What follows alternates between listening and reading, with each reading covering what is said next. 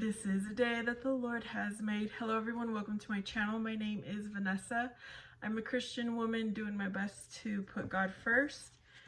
I am a mom, and I wanted to share with you all the children's stories of the Bible from the Old and New Testaments. It was a book given to me when I was 9 years old, the Christmas I was 9 years old. It introduced me to Jesus, to God, to all the stories of the Bible, which led me to want to read the real Bible. So I want to read every single chapter. It will be one chapter per video. If you want to read this with your children, feel free to do so. I hope you enjoy. Welcome back. We are still in the Old Testament, chapter 4, Jacob. Isaac, the son of Abraham, married a woman named Rebekah, who gave birth to twin boys named Esau and Jacob. When the two boys grew up, Esau became his father's favorite because he loved the outdoors and was a skillful hunter like Isaac. And Jacob became his mother's favorite because he was a quiet boy who preferred to stay at home and help her with their tasks. Because they were so different from one another, Esau and Jacob had trouble getting along. One day Esau came in from the field very hungry. He saw Jacob boiling some soup and asked his brother to share it with him. Jacob refused to give Esau any soup, unless Esau sold his birthright to him. In those days, a birthright was very important because it meant that the oldest son would inherit his father's land. Esau was older than Jacob and therefore was entitled to his father's land when Isaac died.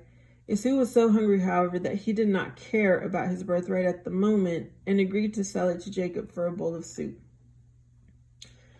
As the years passed, Isaac grew old and blind. When he knew that he was ready to die, he called Esau to his side to give him a final blessing. Before Isaac blessed Esau, he told his son to hunt a deer and prepare him a meal. Rebekah was listening as Isaac spoke to Esau. When Esau had gone into the field to hunt, she prepared some meat and told Jacob to take it to his father, so that Isaac would bless Jacob instead of Esau. Jacob was reluctant to do this dishonest thing, but at last he agreed to follow his mother's wishes. He brought the meal to his father, and Isaac gave him his final blessing, thinking that Jacob was Esau. As soon as Isaac had finished blessing Jacob and had sent him away, Esau returned with the meal he had prepared for his father. Then Isaac realized that he had been deceived and was deeply hurt and angered that Jacob could do such a thing. From that day on, Esau hated Jacob and vowed that he would kill him for taking away his birthright and his blessing.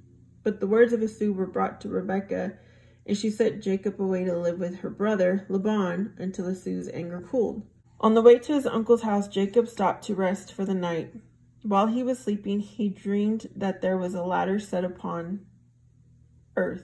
The top of the ladder reached heaven, and God's angels were climbing up and down.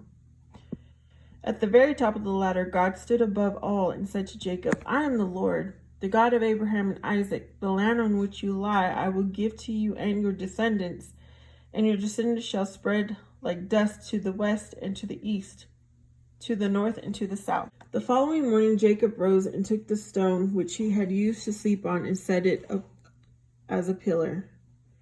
Then he poured oil upon it to mark it as a spot of blessed memory, and he called the place where God had visited him Bethel, which means the house of God. Jacob continued on his journey until he came to a field where Laban's beautiful daughter Rachel was tending the sheep. Rachel greeted Jacob warmly and brought him to see her father. Jacob worked for Laban for a month, and during this time he grew to love Rachel. When Laban asked him what his wages should be, Jacob replied that he would like to have Rachel in marriage and agreed to work 7 years for her hand. At the end of 7 years, Laban prepared a marriage feast, but in place of Rachel, Laban substituted his older daughter Leah, who was not Jacob's favorite. Leah wore a veil so that no one could see her face. At the end of the marriage ceremony, Leah was Jacob's wife. Laban had tricked Jacob, just as Jacob had once deceived his brother and his father. Laban explained that it was the custom of the land for the oldest daughter to be married first. He promised Jacob that in return for serving him for another 7 years, he would also receive Rachel for a wife. At the end of the 7 years, Rachel became Jacob's wife, but Laban continued to treat Jacob badly and often refused to pay him the wages he had promised. Finally, Jacob could not bear this treatment any longer. He gathered his wives and children on camels and set out for Canaan, the land of his birth. Before Jacob arrived in Canaan, he sent messengers to tell his brother Esau that he was truly sorry he had cheated him, that he was coming in peace. Jacob's messenger, however, brought back bad news. Esau was coming with 400 men to fight Jacob and his people. That same night, Jacob was bothered by his conscience and went off by himself to think about his past actions. While he was alone, a man came and wrestled with him until the break of day. Then Jacob learned that the man with whom he had fought was an angel of God, who said to him, "Because you have accepted the challenge to fight and have not given up, you have earned God's favor." Then the angel changed Jacob's name to Israel, a name that means he who struggles with God, or the reliable one. Then the angel had left. Jacob looked into the distance and saw Esau coming with his 400 men. As Esau approached, Jacob bowed himself to the ground 7 times, and instead of fighting, Esau ran to meet Jacob, embraced him, and wept because he was so glad to see his brother. Jacob was likewise filled with joy because he had found favor in his brother's eyes.